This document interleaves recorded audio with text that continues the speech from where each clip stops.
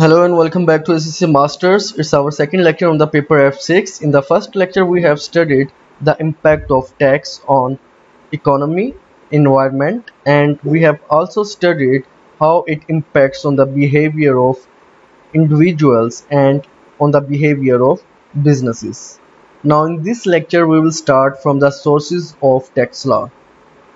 For example, what are the main sources from where we extract our tax law?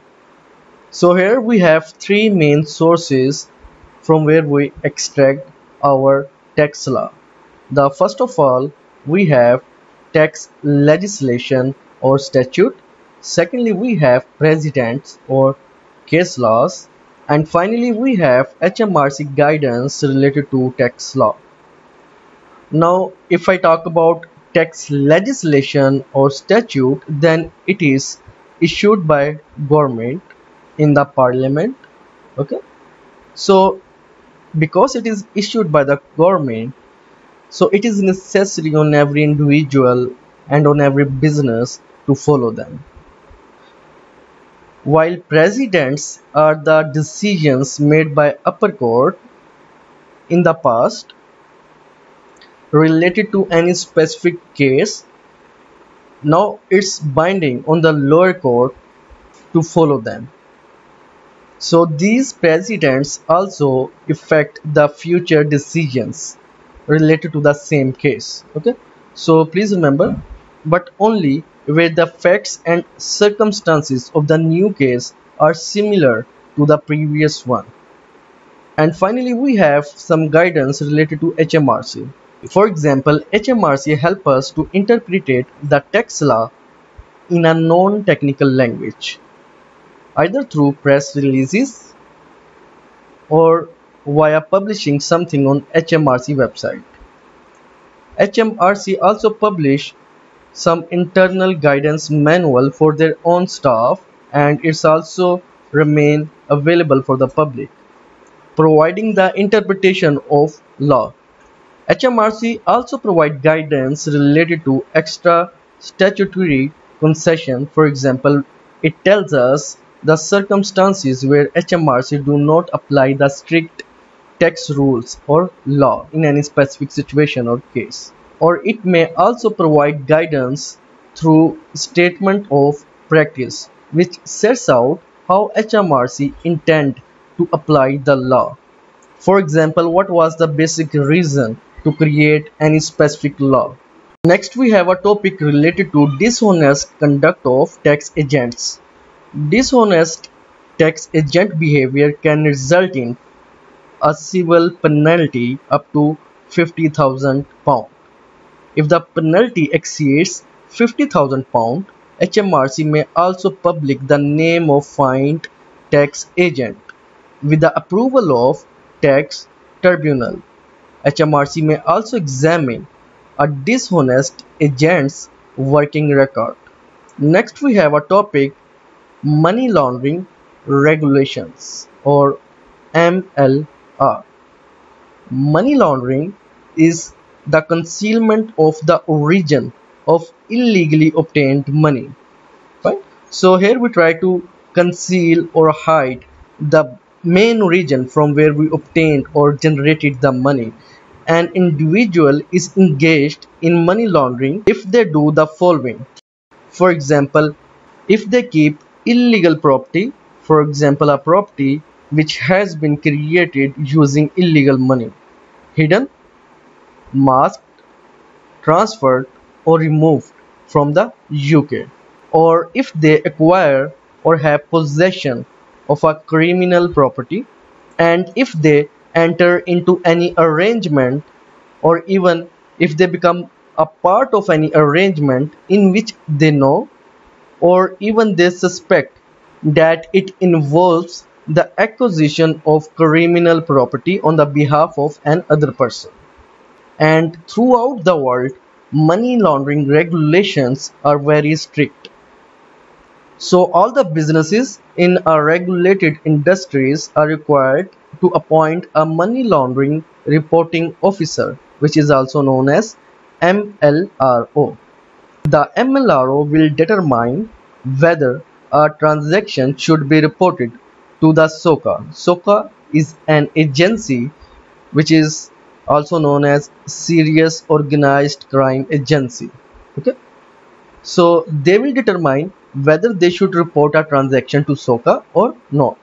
It depends upon the seriousness of the transaction. When a report is made against any client, for example, if they are involved into money laundering, then the client should not be told about it, because this could be considered as tipping off. Now, what is tipping off? It is to give warning someone or to give a secret information about something, okay, which is illegal, because they will be warned in advance and may try to hide their money laundering transaction.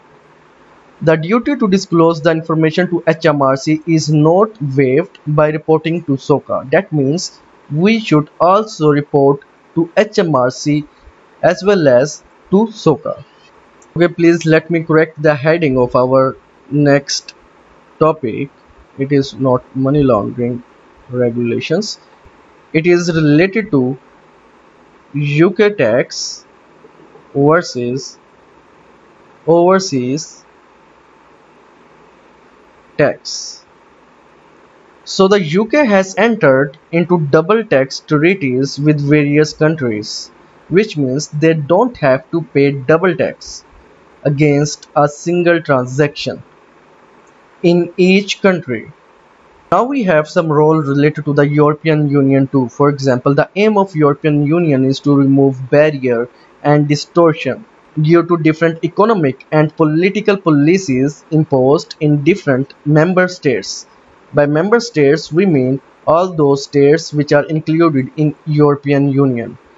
European Union members do not have to align their tax system. For example, the tax system for each member country can be different, but the members can agree to jointly enact any specific law, which is known as directives. The most important example is VAT. As EU members have aligned their policies according to the EU legislation, but members do not need to align the rate. For example, even if they have the same policies, their tax rate related to VAT can be different for each member country. And the cases have been brought before the European Court of Justice regarding the discrimination of non-residents, some of which have led to a change in UK tax law. Finally, in this chapter, we have a topic of professional and ethical guidance. Accountants have duties and responsibilities toward both, for example, their clients and HMRC, because they often act on the behalf of their clients who are taxpayers in dealing with HMRC. Now, if we talk about ACCA Code of Ethics and Conduct, then it has set out 5 fundamental principles which ACCA members should follow. So first of all, we have integrity, which means honesty, objectivity. For example, the accountant should not be biased. Professional competence and due care. For example, the person should have professional degree or certificate and should perform his or her duties with reasonable skills. Then we have confidentiality. For example, the accountant should not disclose any confidential information of his client in front of anyone else until it is required by law. And finally, the accountant should possess a professional behavior. The accountant must also uphold the standards of ACCA. For example, the accountant must realize that he has professional duty and responsibility towards the whole society and keep an independent view, for example, should be free from biasness.